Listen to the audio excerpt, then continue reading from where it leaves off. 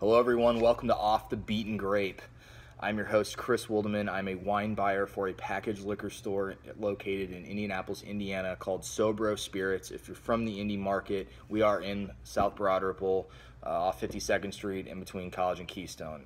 We're a very full service, diverse packaged liquor store. In the last few years I've been working hard to grow the wine business, so this YouTube channel is just an extension of that. Basically I'm going to be focusing on showcasing some wines, whether it be deals on certain wines, in-store tastings, wine profiles. Maybe we'll have some guest personnel on the show from time to time, and basically more than anything it's just a little bit of a closer look at a lot of the wines that I deal with in the store for my customers and anyone else that stumbles across us.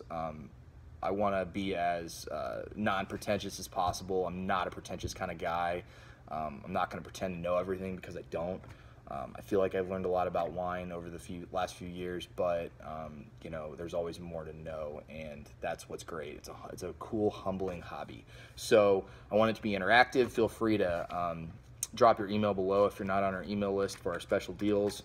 But yeah, this is just a cool little place to check out some wines and have a little bit of fun with it. I like to compare wines to kind of in an abstract way. I like to compare wines to other entities that you maybe wouldn't think about before. So I'm going to keep it real simple today. We're going to go into our first wine of the first episode. This is a wine called it's the 2016 Intrinsic Red Blend from Columbia Valley, Washington, up in the Pacific Northwest within our country. It is 52% Cabernet Franc, 44% Malbec, 3% Cabernet Sauvignon, and then 1% Merlot. The wine normally retails between $22 and $25. We sell it for $17.99, but the deal this week that I'm running through my Wine E-Club is that you can purchase it 6 bottles for $90, which is $14.99, $15 a bottle.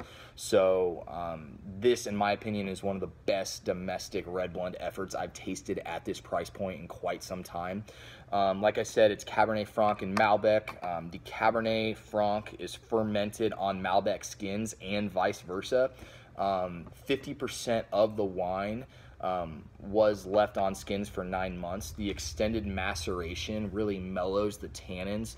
This is a silky, sexy wine. I mean, this wine is kind of, it's luscious. It's almost kind of got like a gothic sense to it. Really perfect for the Halloween holiday coming up. And it's a really good wine to get you into the fall drinking season. It's approachable. Fall wine drinking season. It's approachable. It is. It doesn't have. It's very, very. It's smooth. It's silky. It doesn't have a lot of hard edges. The wine sees no oak, so it's got no makeup, right? So when I think of wine, I think of wine kind of like a beautiful woman who likes to put on makeup. In moderation, I think makeup is a great thing, but in excess, it overpowers someone's true beauty.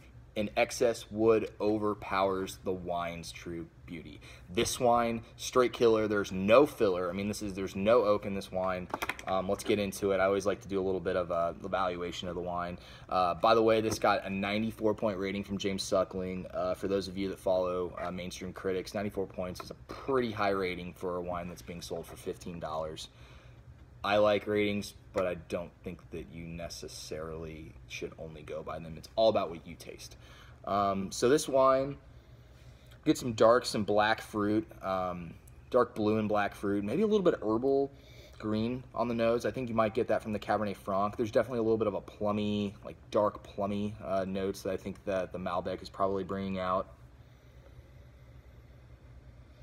This wine definitely has an aroma of both grapes. The extended maceration really brings out the true characteristics in each grape, and that's what I like about this wine. It's not a cookie cutter red blend. It has a purpose.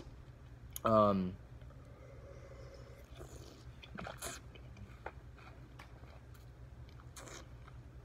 getting a little more purple fruit. I definitely taste a little bit of the Malbec. I do get a little bit of like a green olive character with some mintiness. I think maybe the Cabernet Franc might be responsible for that. Plum fruit, Malbec. Wine is slightly salty, has a little bit of salinity, and I like that. It's super approachable. The tannins, the finish stays with you. My mouth is watering right now, but it's not in a stringent, bitter sense that you get from the tannins. Like I said, no oak interaction. this wine has no makeup. Yeah, I think this would go really well with a some ground chuck cheeseburger. So if any you cheeseburger fans out there, this is a burger wine. I always like to think of a food that would pair well with each wine that I showcase. I think this would be great with a cheeseburger. Maybe a side of fries, tater tots, throw some asparagus in there. Yeah, so really cool wine, really cool label for $15. I think this is an excellent value. If I were asked to rate a wine, which I sure as hell am not, but if I were to, I'd probably give it about a 93 point rating. I think this wine drinks in the $25 to $35 price point. For the money, it's incredible. So anyway, thank you for checking out the first episode of Off the Beaten Grape. Please feel free to subscribe if you're into this type of thing. I'm going to try to come at you at least once or twice a week, maybe more often, with different wines that I have in the store, and kind of give you guys a little inside scoop of kind of what I do and my thoughts on wine. So anyway, thank you for joining, and we'll talk to you soon. Thanks.